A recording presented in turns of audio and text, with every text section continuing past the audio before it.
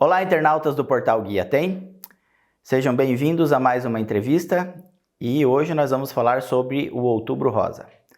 E para falar um pouco sobre essa campanha, recebemos aqui o Dr. Jair, que ele é obstetra e ginecologista do Hospital Rogacionista Evangélico de Abelardo Luz, e ele vai falar um pouquinho para nós sobre essa campanha. Se você quiser acompanhar e tiver interesse de tirar essas dúvidas, nos acompanhe a partir de agora.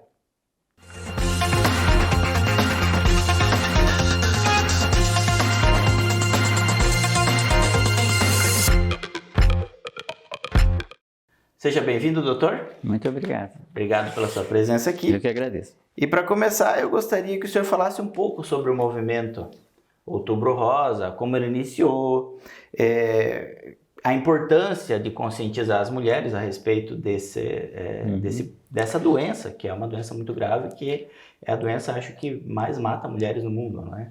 Bom, o Outubro Rosa, ele iniciou em 1990 nos Estados Unidos. Na verdade, já havia esse movimento lá nos Estados Unidos, mas esse movimento era muito localizado, né? E não atingia todos os estados americanos.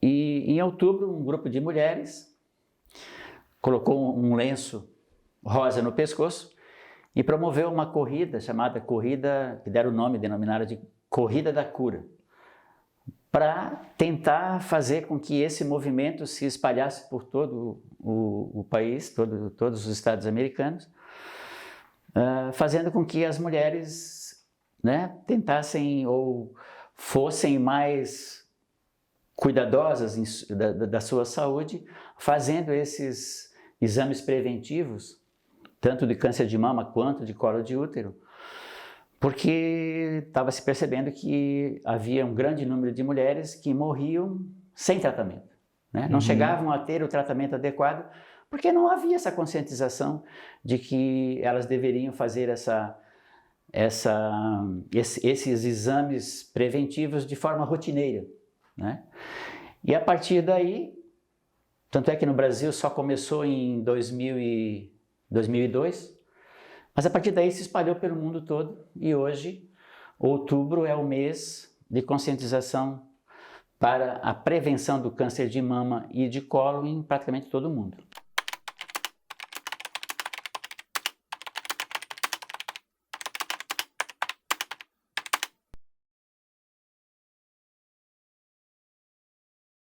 Doutor, então o que é o câncer de mama? Por que ele é tão agressivo para as mulheres e causa tantas mortes nas mulheres, né? Bom, o câncer de mama é um câncer como outro qualquer, né? Ele inicia-se por uma duplicação de células mal feita dentro da mama. Então essa célula que se duplica, que nasce, ela nasce com um erro genético, e esse erro genético vai sendo transmitido às suas filhas e a partir daí o tumor se forma, né? Diferente do câncer de colo, porque o Outubro Rosa também é para câncer de colo. Prevenção de câncer de colo, não só de mama, de colo também, que também é um câncer que mata muitas mulheres no Brasil e no mundo. Diferente do câncer de colo, que o câncer de colo é causado por um vírus, única e exclusivamente por um vírus, né? Por isso a importância do uso do preservativo nas relações sexuais eventuais, né? Claro, o casal é diferente, mas nas relações eventuais é importante a camisinha para evitar que esse vírus atinja o colo. Então o câncer de mama, por ele ser, pelo seu crescimento ser muito rápido e a mama ser muito vascularizada, o que acontece? Essas células que estão sendo produzidas de forma errada, elas vão ser captadas por essa circulação sanguínea de forma muito rápida, transmitida para todo o organismo, principalmente cérebro, ossos, pulmão, fígado. E se a mulher não fizer esse exame preventivo de forma rotineira, quando ela descobre, ele já atingiu um certo volume, já passou para o resto do organismo, e aí não tem radioterapia, não tem quimioterapia, não tem nada que dê conta. Por isso, né, que ele é tão agressivo. Ele tem que ser captado, ele tem que ser descoberto na sua fase bem inicial, né? Com tumores pequenos, menores de 1 centímetro, 2 centímetros. Com isso, você consegue retirar esse tumor, fazer o esvaziamento axilar para que esse tecido não se prolifere para o resto do corpo.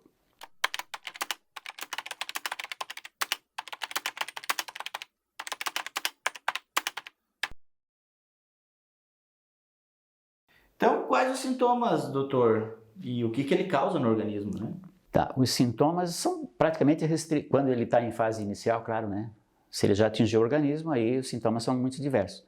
Mas na sua fase inicial, ou mesmo em fase já, de certa forma, adiantada na mama, ele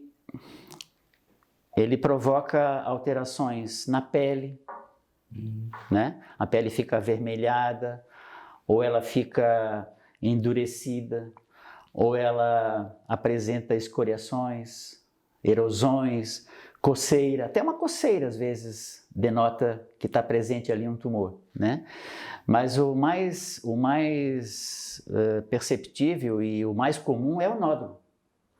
A mulher vai fazer o seu autoexame e percebe um nódulozinho, ou vai no ginecologista examina e percebe o nódulo. Então, repetindo, alteração de forma da mama, a mama às vezes se deforma, alteração da cor da pele, pele avermelhada, erosada, ou então até uma coceirinha, como eu falei.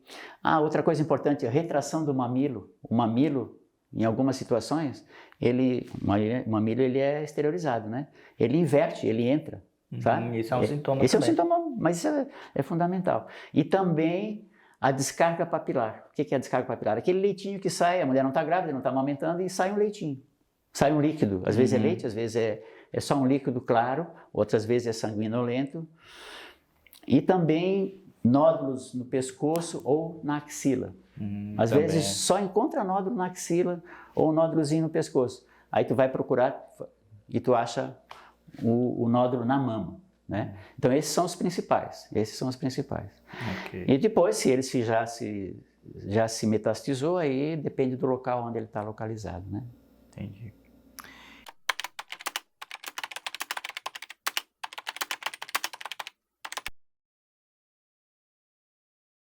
E como é feito o autoexame, doutor? E o que ele detecta?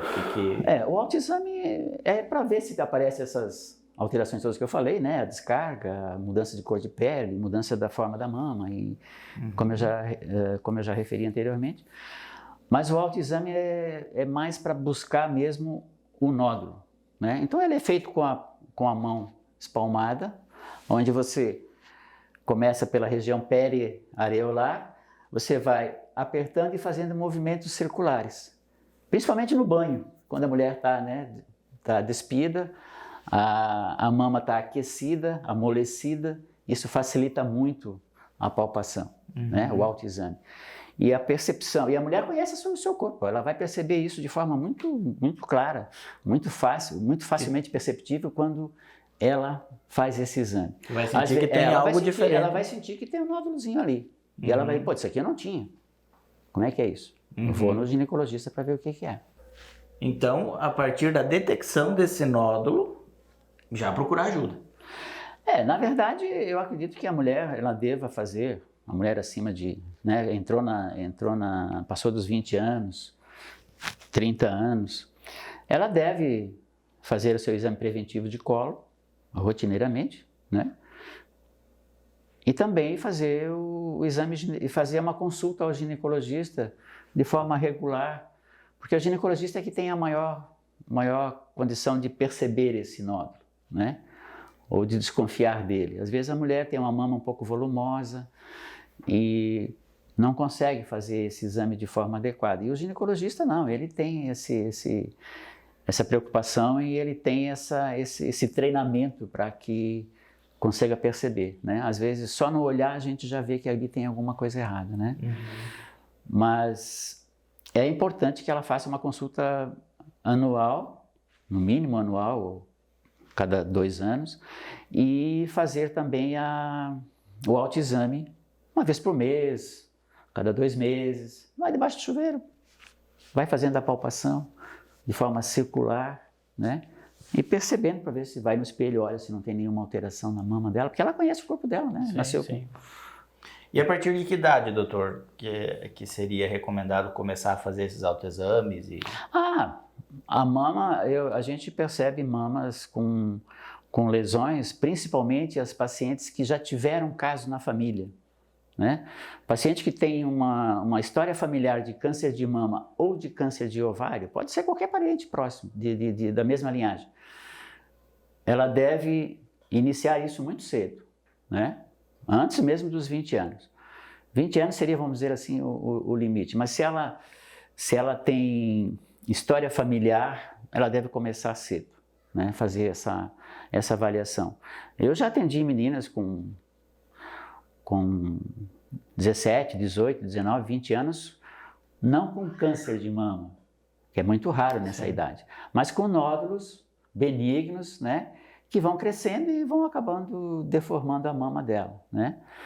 Dificilmente esses benignos se transformam em malignos, mas se tiver história familiar, existe muitas chances dela também vir a ter, dependendo da vida que ela tiver também, né? Porque existem fatores ambientais que modificam esse perfil. Muitas vezes, algumas condições que depois a gente deve talvez comentar sobre isso, que podem levar a que mesmo mulheres que não têm caso na família venham a ter câncer de mama.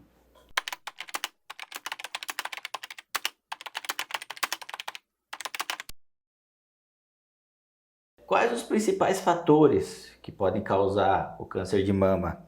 Tem alguma causa específica para isso, além da genética? Olha, existem alguns fatores ambientais que podem levar, além da genética, né? Que podem levar a mulher a desenvolver o câncer de mama. Uns são comuns a muitas doenças, né? Sedentarismo, né? Então, a mulher não pratica nenhum tipo de esporte, nem plantar uma flor ela planta, né? Muitas vezes só uma jardinagem já é um movimento, exercício, né? Já é um exercício. Não precisa ir na academia, mas se puder, melhor, né? Então, o sedentarismo.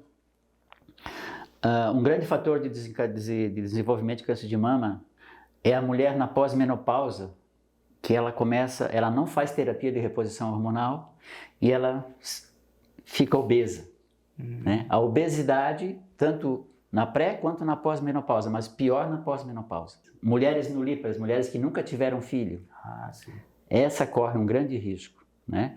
Porque a mama dela todo mês sofre um processo de troca de células, se preparando para uma possível gravidez. E essa gravidez não acontece. E não acontece. E aquilo vai se repetindo, vai se repetindo. Então ela nunca amamentou, que é outro fator de risco. A mulher que nunca amamentou, né? Interessante. Ela até pode ter tido filhos, mas ela nunca amamentou. Então a falta de amamentação também é um fator de desencadeamento. Então eu já falei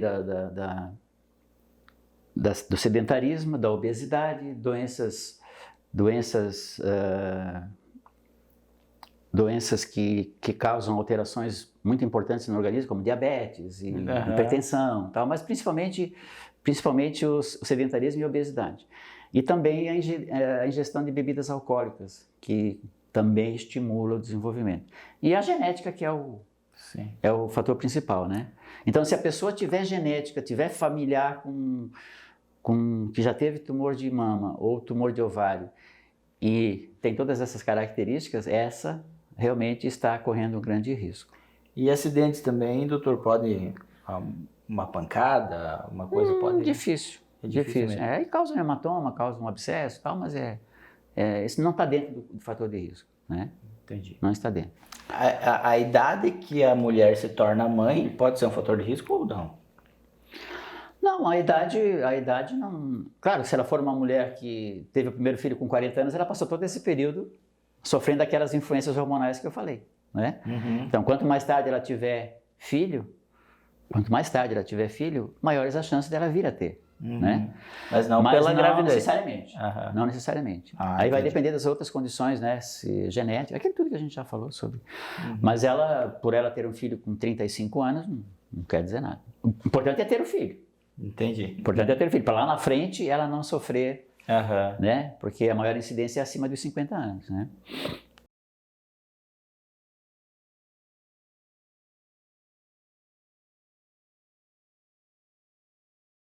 Então, doutor, vamos falar um pouco agora o que é mito e o que é verdade na questão de câncer, porque existem muitas dúvidas, muita lenda que se publica, se comenta na sociedade e gostaríamos de um especialista estar falando.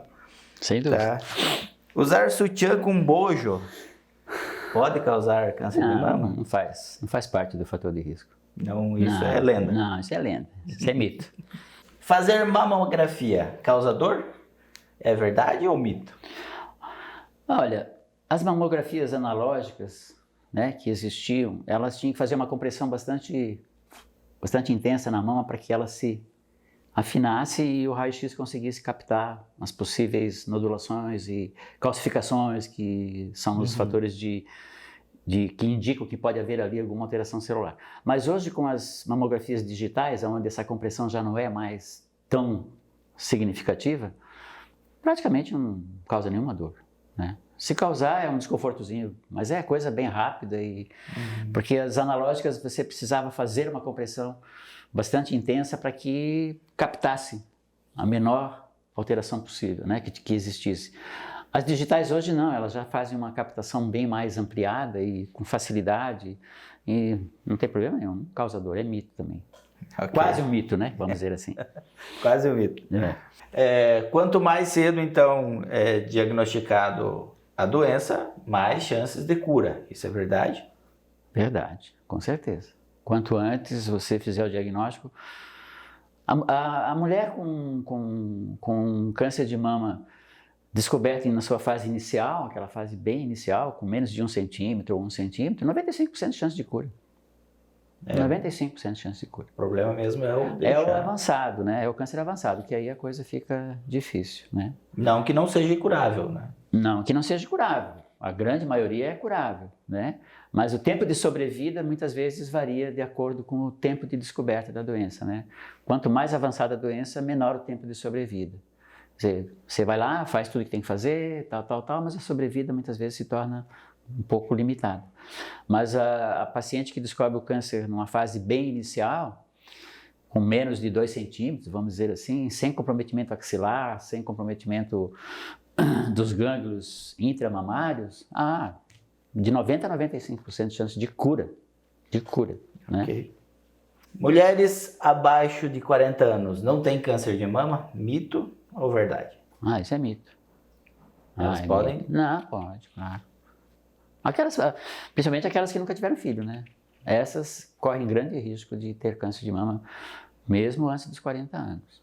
Então, por isso a valorização dessa conscientização de procurar o serviço, né, de investigação para que se faça para que se faça a prevenção do câncer de mama. E de colo também, né? Que o colo também é importante. Isso. Mata muita mulher também. Isso, ele é muito agressivo também. Muito agressivo. Muito agressivo. Ok. O senhor já falou que exercícios físicos diminuem os riscos de adquirir esse câncer. De desenvolver. De desenvolver o câncer, na verdade, né? Uhum. E o estilo de vida saudável? Assim, alimentação saudável? Eu esqueci de falar. Uhum. Né? A alimentação é importantíssima. É como a grande maioria das doenças, né?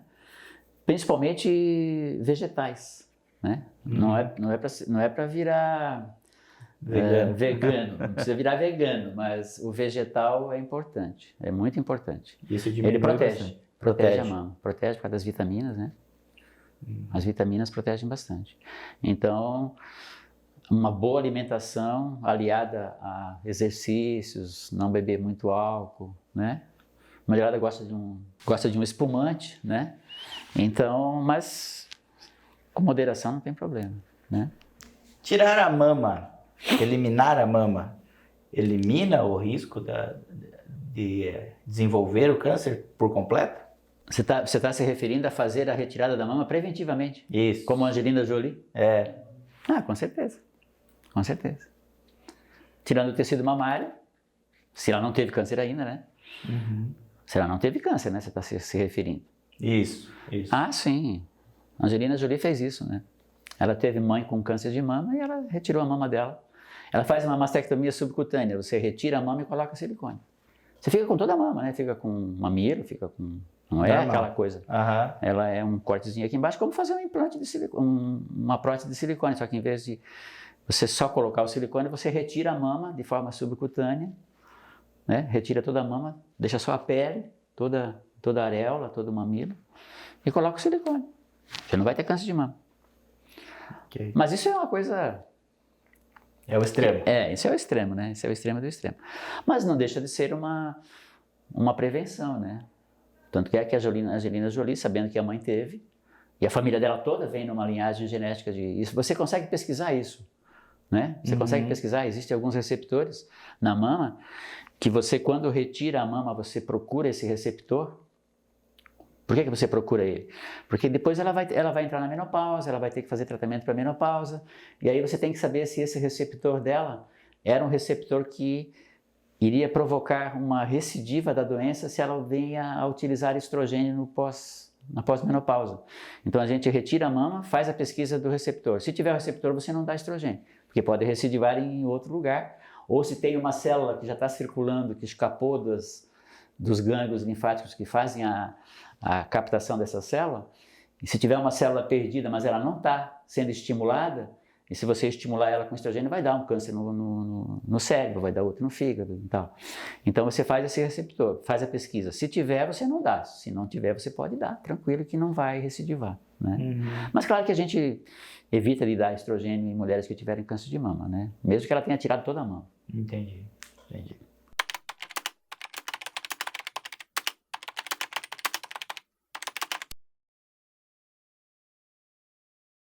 Como? Porque hoje a gente sabe que existe quimioterapia, radioterapia. Quais os tratamentos? Existem outros tipos de tratamento ou basicamente seriam esses? Existe a quimioterapia, né? Então você fez a...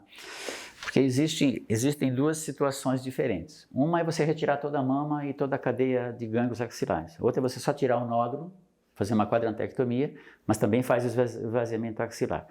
O que você faz isso? Você faz isso para ver se já tem célula nesses gânglios, porque eles são os nossos guardas, né? Os guardas das mulheres. Desculpe. Então, o que acontece? Você faz essa pesquisa. Se esses gânglios estiverem livres de células malignas, o tratamento é né? Se tiver comprometido, o tratamento é outro. Então, eu tive casos de mulher, eu tive uma paciente que eu descobri o carcinoma dela com meio centímetro. Ela não precisou, a gente tirou o nódulo, ele é bem pequenininho, as glândulas, os nódulos linfáticos todos sem célula, e ela só fez tratamento medicamentoso. Não era nem quimioterapia, era só medicamentoso. Existem medicamentos para isso. E ela ficou livre da doença, está viva até hoje. E eu descobri o câncer dela, não teve filhos, ela não tinha filhos. Eu descobri o câncer dela, ela tinha 35 anos, né? E está viva até hoje.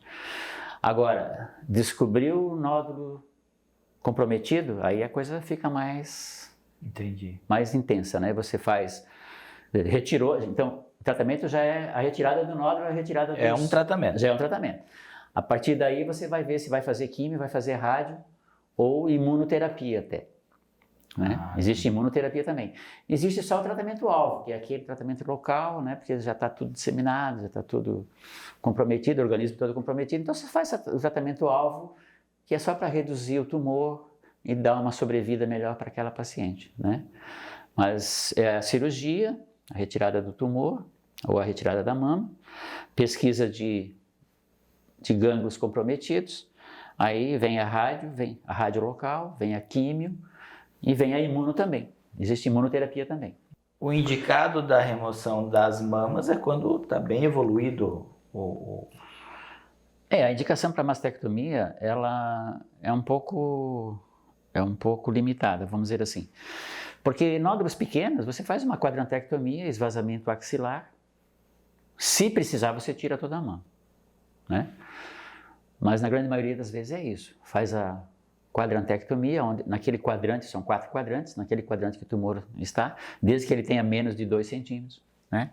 De 2 centímetros para cima, a mastectomia já é quase que Que certo. Já é quase que uma indicação absoluta, né? Porque quando você vai fazer a cirurgia, você já sabe que tipo de tumor que é. Existem alguns que são mais agressivos e outros que são menos agressivos. Por que você sabe? Você faz a core biopsy, que é a retirada de pequenos fragmentos com uma agulha, né? E você manda para o anátomo patológico para saber qual é o tipo de câncer. Descobrir o tipo de câncer, você define qual é a cirurgia. Pode ser só quadrantectomia com esvaziamento, pode ser mastectomia com esvaziamento, né? Ou às vezes já não se faz mais nada, né? Como eu te falei, quando a coisa está muito avançada. Uhum. Mas a conduta é essa. Então a mastectomia, ela tem a sua indicação, mas ela é praticamente quando o tumor já está muito avançado, né? Para que você dê uma sobrevida maior para aquela paciente. Porque quando você retira a mama, é porque a coisa já atingiu um ponto que, né, não tem mais muita volta, né? Ela vai sobreviver por bastante tempo, tal, dependendo das suas condições físicas, mas uma hora aquele câncer vai aparecer em outro lugar. Por isso que mata tanto, né? Por isso que ele é tão agressivo. Porque ele foge muito cedo da mama, ele vai para o organismo... Ele se espalha. Ele se difunde, ele se metastatiza muito cedo. Por isso que é importante você fazer essa prevenção, né? Para não deixar as coisas evoluírem a tal ponto que não tem mais retorno, né? Uhum. Mesmo fazendo tudo, eu tive uma paciente que durante 10 anos ela ficou livre da doença. 10 anos. E nós achávamos que 10 anos, porque o protocolo era esse, 10 anos livre da doença não vai recidivar. Com 13 anos recidivou. Então a célula estava... Ela estava circulando, só esperando a condição favorável para se reproduzir. E voltou no cérebro e, infelizmente, ela faleceu. 13 anos depois de ter feito a cirurgia. E normalmente com 10 anos já se considera como livre da doença, né? 10 anos de pós-operatório, pós-tratamento. Uhum. Então, tem esse paradigma de que o câncer de mama, ele... Não é que ele não tem cura, né? A cura é difícil, tem que ser pego bem no início, tá? Passou de um certo limite, a coisa fica difícil. Agora mais uma sobre mito e verdade. Vamos lá. Homens podem ter câncer de sim. mama? 1% dos cânceres de mama são em homens. Eles são reais. Dentro dos 30% dos cânceres que atingem as mulheres, né? 30% dos cânceres que atingem as mulheres são de mama. E dentro desses 30% de câncer de mama, 1% é homem. Tem mama também, né? Não. Tem mama também, não amamenta, não tem filho. Gosta de uma cachaça, né? E fica vida sedentária. Vida sedentária. Ele desenvolve câncer. Sim, eu já vi muitos cânceres de mama em homem.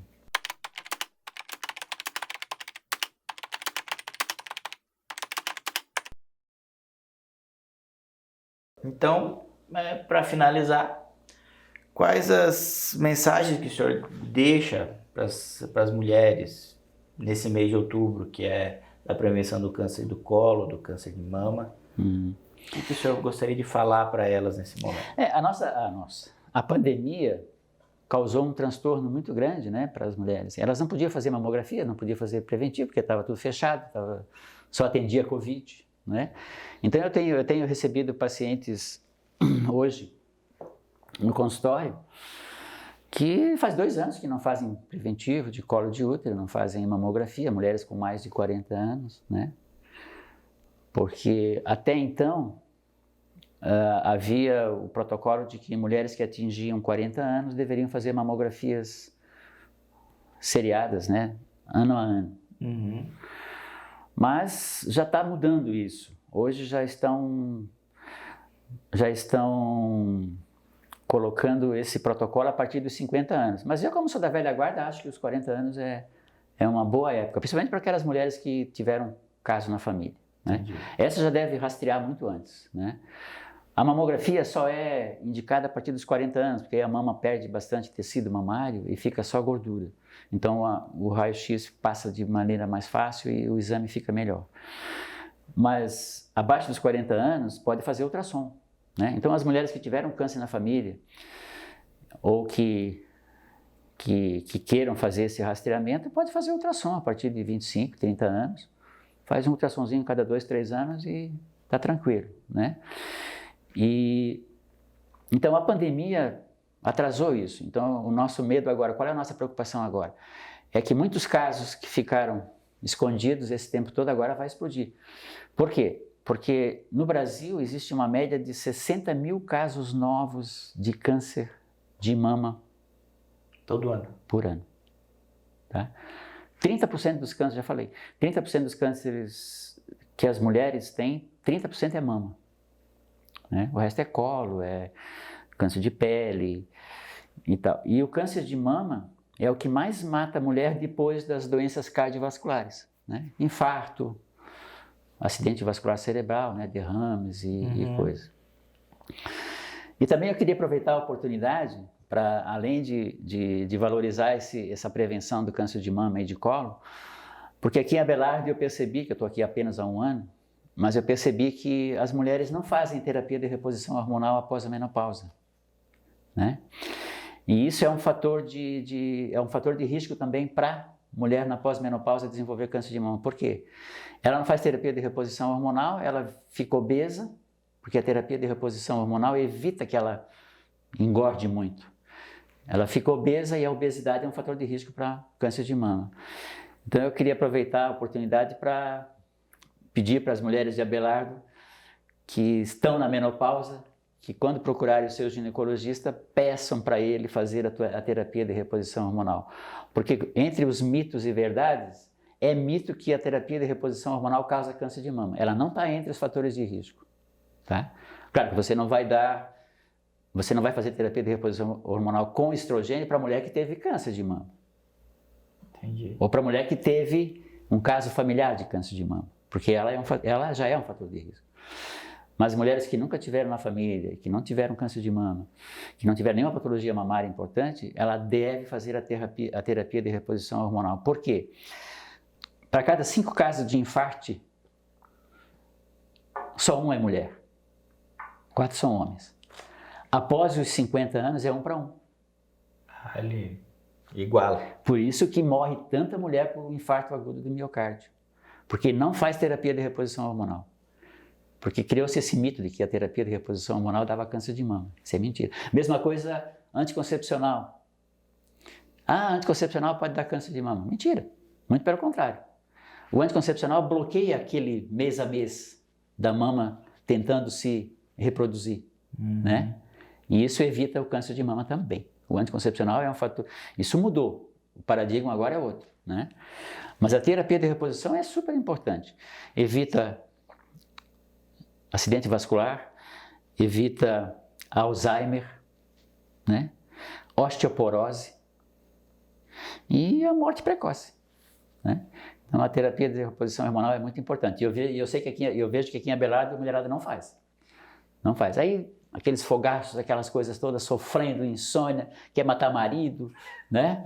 E por aí vai. Então a terapia de reposição hormonal, tanto quanto a prevenção do câncer de mama e de colo, também é importante, muito importante. Doutor, então gostaria de deixar suas considerações finais. O senhor queria falar mais alguma coisa a respeito do seu trabalho, da sua estadia aqui em Abelardo Luz também? Eu estou morando aqui em Abelardo faz 1 ano e trabalho lá no hospital, né, diariamente. Também posso fazer atendimento ali na clínica Vitale, em frente ali à América, Imobiliária América. E assim, estou bastante contente com a cidade. Aqui é um sossego, né? É um sossego. Eu saí de Blumenau, vim para cá. Lá a gente não podia andar na rua, aqui é mais tranquilo. E assim, queria deixar essa mensagem de que agora que a pandemia acabou, né? Terminou, que todo mundo pode conseguir de novo fazer a sua mamografia, fazer o seu preventivo, fazer essa sua terapia de reposição hormonal, né? Que pode consultar e tal. E vamos em frente. Eu acho que é isso aí. Fazer esse apelo para que, a partir de agora, como a vida da gente voltou ao normal, voltamos também ao normal nas prevenções. Obrigado, doutor, então, pela sua vinda até aqui no nosso estúdio para fazer essa entrevista no mês de outubro. Eu que agradeço e sempre que precisar, estaremos à disposição. Ok. Encerramos então assim a nossa entrevista com o Dr. Jair e agradecemos a todos que assistiram o Guia Tem TV. Muito obrigado.